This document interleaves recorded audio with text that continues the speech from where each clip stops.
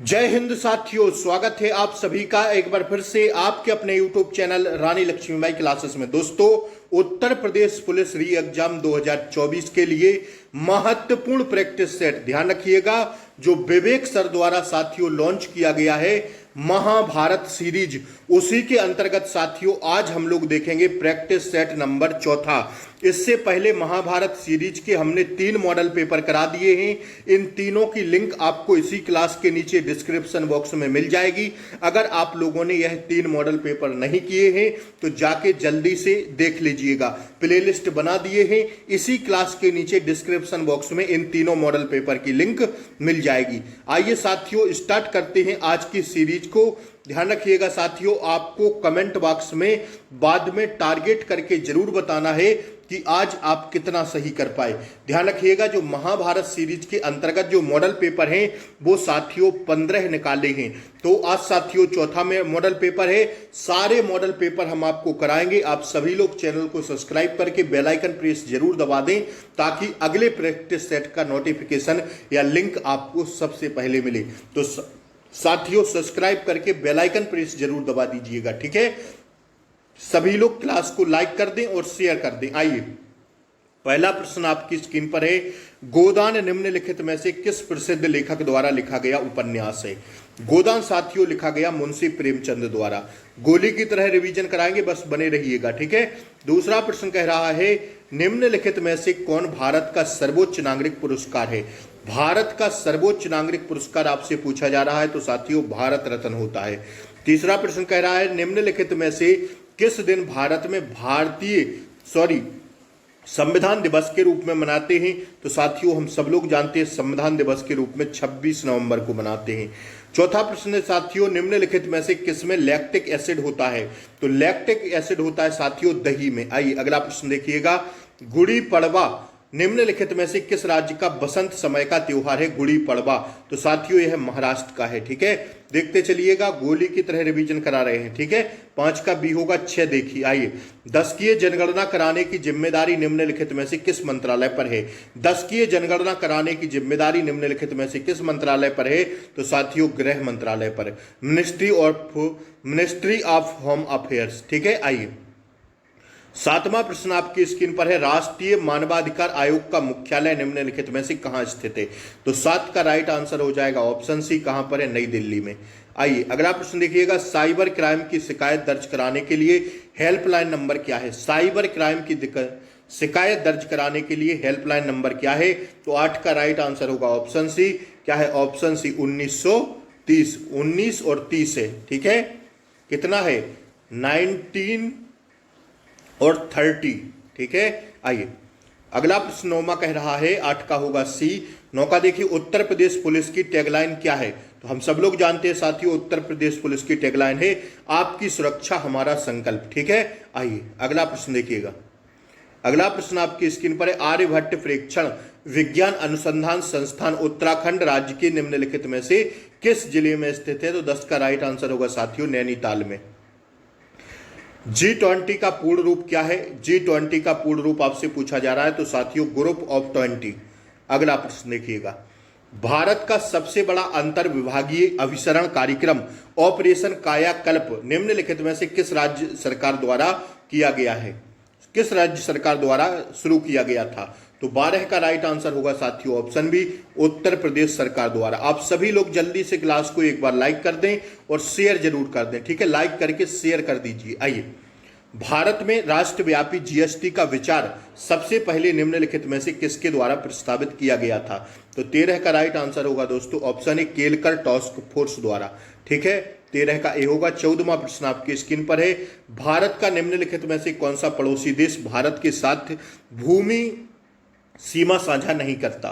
तो 14 का right answer होगा दोस्तों क्या? ऑप्शन डी, मालदीव जो है नहीं करता। बाकी म्यांमार, नेपाल, भूटान सब करते हैं। आइए, टोक्यो एशिया के निम्नलिखित में से किस देश की राजधानी है? टोक्यो किसकी है? तो टोक्यो हम सब जानते हैं साथियों जापान की राजधानी है। संयुक्त राज्य अमेरिका में निम्नलिखित ग्रैंड कैनियन निम्नलिखित में से किस नदी द्वारा निर्मित किया गया था? तो 16 का राइट आंसर होगा साथियों ऑप्शन बी, कोलोराडो नदी द्वारा, ठीक है। आइए 16 हो गया ना। 17वां प्रश्न देखिए, नर्मदा निम्नलिखित में से किस में मिलती है? नर्मदा नदी किस में मिलती है? तो 17 का राइट आंसर होगा अरब सागर में। उन गीतों का नाम बताइए जो राधा और कृष्ण दिव्य प्रेम का गुणगान करते हैं और विशेष रूप से ब्रज में लोकप्रिय हैं। तो उन्हें क्या कहते हैं हम लोग? उन्हें कहते हैं साथियों, 18 का राइट आंसर होगा ऑप्शन डी, रसिया। ठीक है, आइए अगला प्रश्न आपकी स्क्रीन पर है। भारत का गवर्नमेंट ई कॉमर्स पोर्टल, ई मार्केट पोर्टल सार्वजनिक खरीद के लिए विश्व का कौन सा ई कॉमर्स प्लेटफॉर्म बना? तो साथियों 19 का राइट आंसर हो जाएगा ऑप्शन ए, प्रथम। ठीक है, अगला प्रश्न देखिएगा, ठंगका निम्नलिखित में से किस राज्य की सबसे लोकप्रिय कला शैली है? तो 20 का राइट आंसर हो जाएगा ऑप्शन सी, सिक्किम की। आइए महत्वपूर्ण प्रैक्टिस सेट चल रहे हैं, ध्यान रखिएगा। निम्नलिखित में से किसने संविधान के प्रत्येक पृष्ठ के किनारों बॉर्डर को डिजाइन किया था और इसे कलाकृतियों से सजाया था? तो 21 का राइट आंसर होगा ऑप्शन ए, श्री नंदलाल बोस ने। ठीक है, 22 देखिएगा, भारत की किस कंपनी ने ट्रैक्टर व्यवसाय एवं संबंधित गतिविधियों को बंद करने का निर्णय लिया है? तो 22 का ऑप्शन ऊपर होगा। आइए 22 का राइट आंसर हो जाएगा आपका क्या?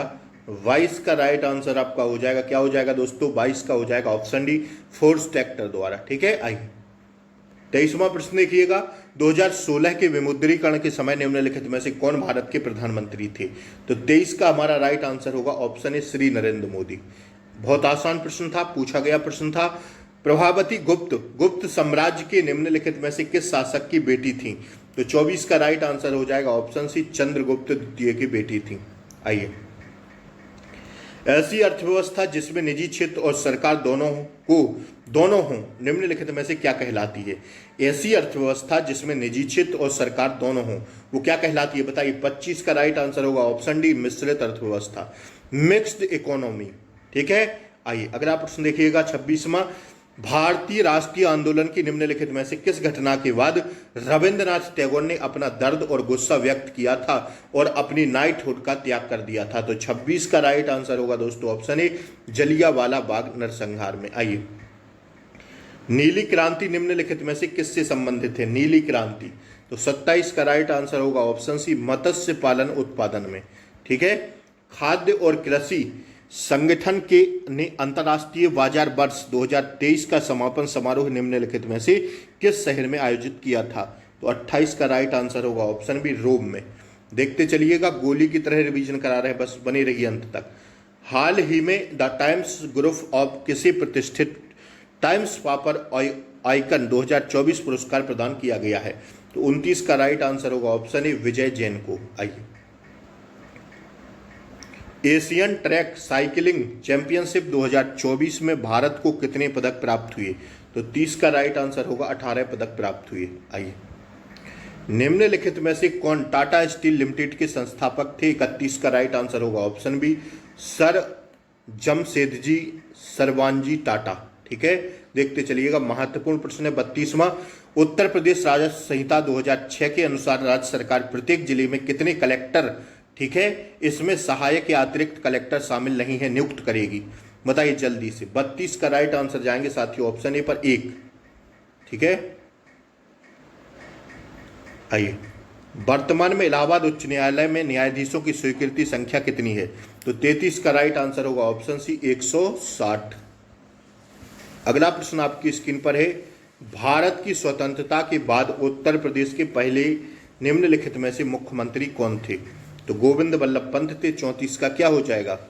34 का साथियों ऑप्शन ए हो जाएगा। आइए 35वां देखिए, यायात्सो भारत के निम्नलिखित में से किस के राज्य केंद्र शासित प्रदेश में स्थित पहला जैव विविधता विरासत स्थल है? VHS जिसे हम कहते हैं। तो 35 का राइट आंसर होगा ऑप्शन बी, लद्दाख में। ठीक है, 36वां प्रश्न देखिए, निम्नलिखित में से कौन सी एक व्यापक और दूरदर्शी पहल है जिसका उद्देश्य उत्तर प्रदेश राज्य में महिलाओं को सुरक्षा, सलामती और आत्मनिर्भर के लिए सशक्त बनाया गया है? कौन सी वो पहल है?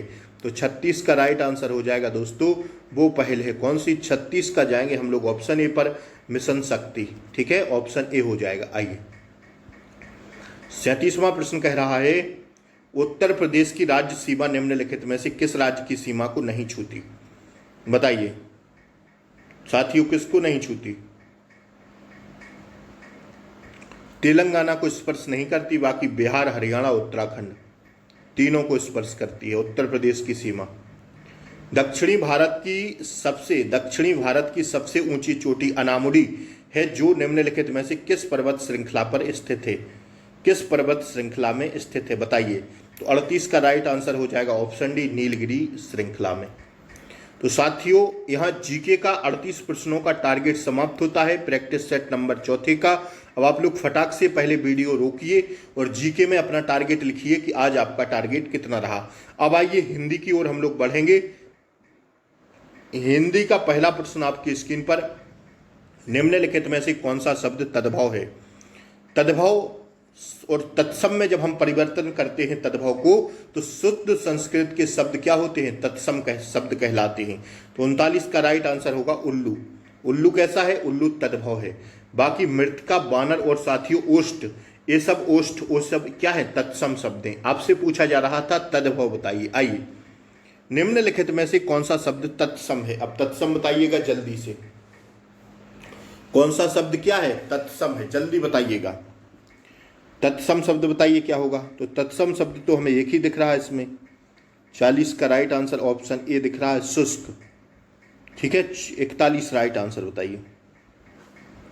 निम्नलिखित में से चांदनी शब्द के पर्यायवाची किस विकल्प में है? चांदनी, तो चांदनी के ऑप्शन सी में है कौमुदी और ज्योत्सना।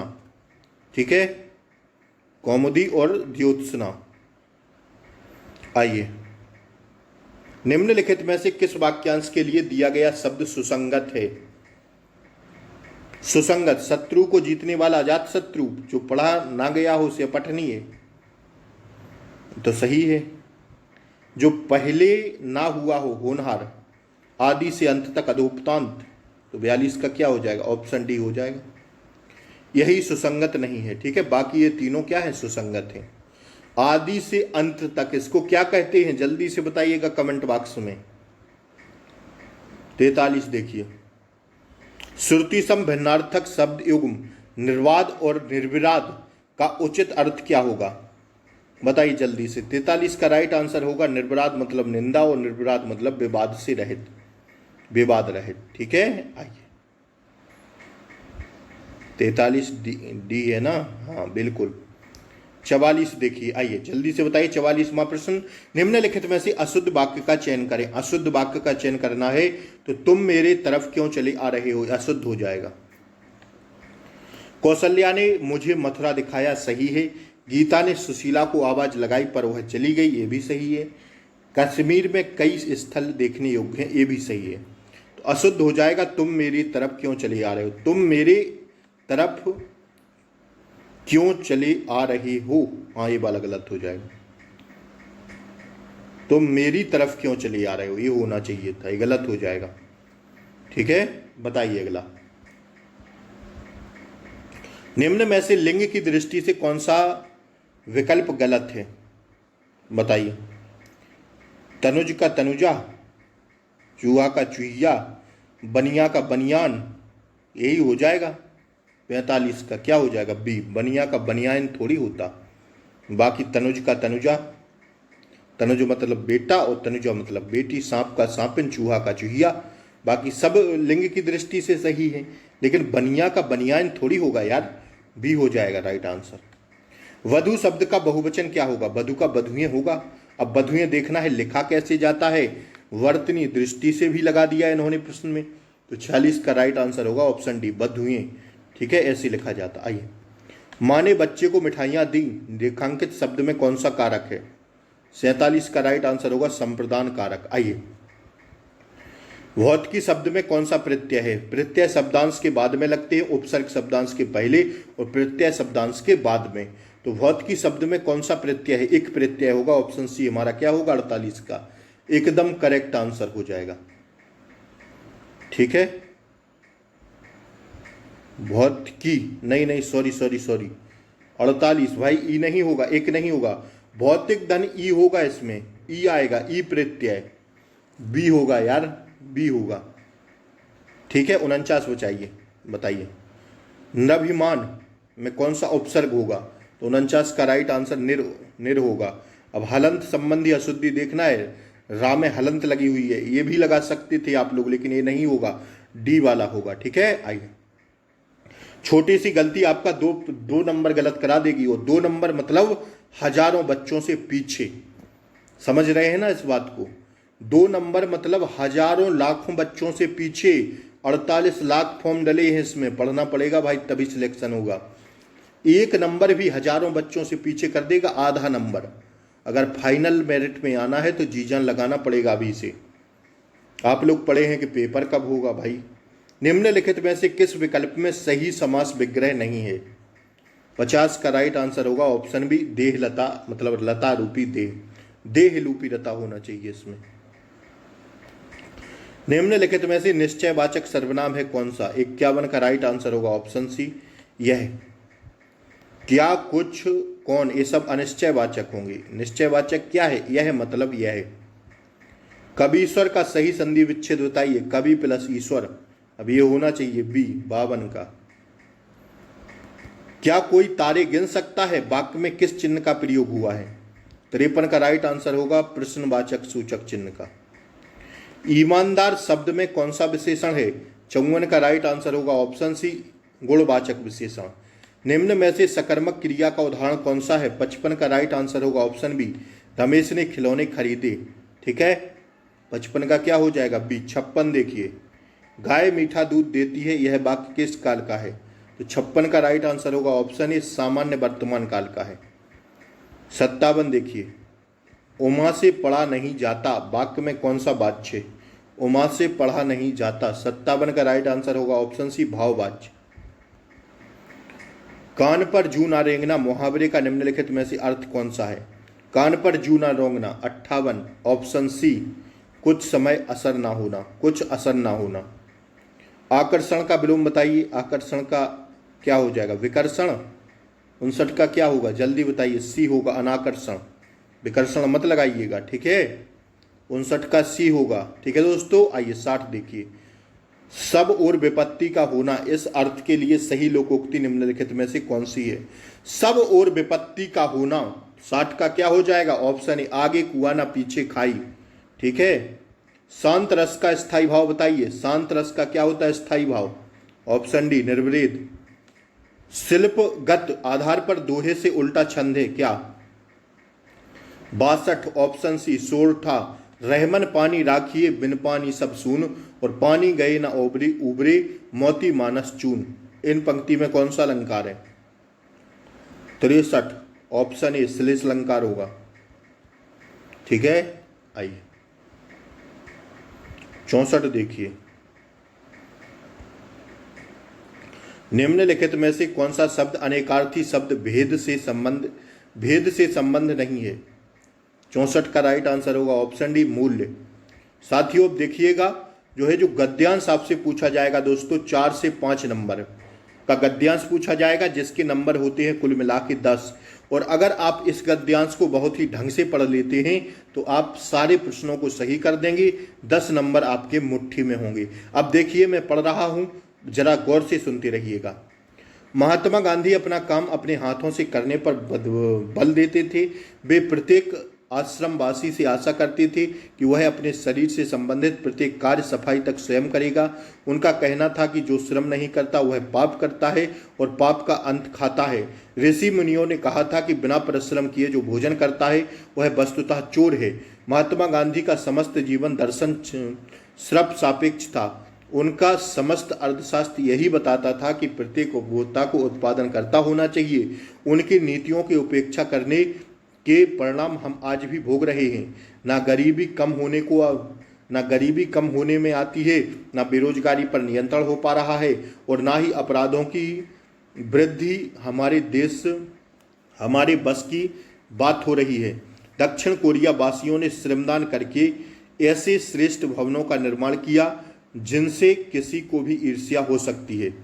अब बताइएगा आप, गद्यांश का उचित शीर्षक दीजिए, क्या होगा? गद्यांश का उचित शीर्षक बोलिए क्या होगा? 65 का ऑप्शन डी, श्रम सुदृढ़ जीवन का आधार। 65 का क्या होगा? डी होगा। 66 देखिए, समस्त का पर्यायवाची शब्द क्या है? समस्त का पर्यायवाची शब्द क्या है? तो 66 का राइट आंसर होगा ऑप्शन ए संपूर्ण। महात्मा गांधी का समस्त जीवन दर्शन श्रम सापेक्ष था, आशय स्पष्ट कीजिए। 67 का राइट आंसर होगा ऑप्शन बी, महात्मा गांधी के सभी विचार श्रम पर आधारित थे। ठीक है, 68 देखिए। गद्यांश के आधार पर चोर की परिभाषा क्या है? तो 68 का राइट आंसर होगा ऑप्शन सी, बिना श्रम भोजन करना।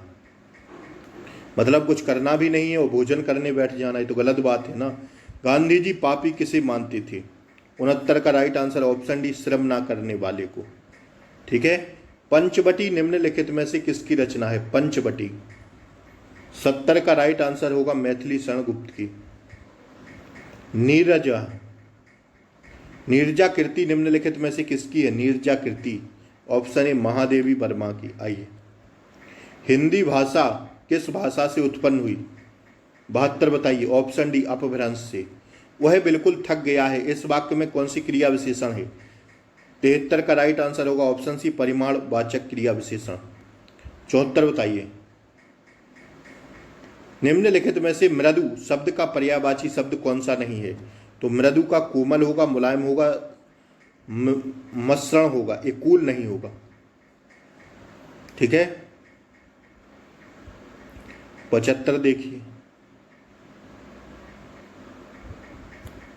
श्रुति सम भिन्नार्थक शब्द एवं दिन और दीन का सही अर्थ निम्नलिखित में से कौन सा है? दिन और दीन, दिन का तो दिवस होता है भैया। 75 क्या हो जाएगा? दिन का दिवस होगा और दीन का गरीब होगा, ऑप्शन डी हो जाएगा। आंखों के सामने वाक्यांश के लिए निम्नलिखित में से सही शब्द एवं क्या है? आंखों के सामने 76, ऑप्शन बी, प्रत्यक्ष। ठीक है। तो साथियों, यहाँ हमारे 76 प्रश्न समाप्त हो गए हैं। 38 प्रश्न साथियों जीके के और 38 प्रश्न साथियों हिंदी के। ठीक है। तो साथियों, क्लास कैसी लगी जरूर बताएं। और आज यहाँ चौथा प्रैक्टिस सेट समाप्त होता है, 5वां हम लोग शाम को देखेंगे। दिन में 2 प्रैक्टिस सेट आपको करा रहे हैं, कुल 15 प्रैक्टिस सेट हैं। तो क्लास अच्छी लगी हो तो लाइक शेयर सब्सक्राइब कर दें, शेयर जरूर कर दें। चैनल पर नए हो तो सब्सक्राइब कर लें। फिर आप लोग कहते हैं सर लिंक नहीं मिली क्लास की, तो लिंक सब्सक्राइब और बेल आइकन प्रेस करने से ही मिलेगी। तो जय हिंद, फिर मिलते हैं अगली क्लास में। तब तक के लिए जय Hind, take care, bye bye, नमस्कार।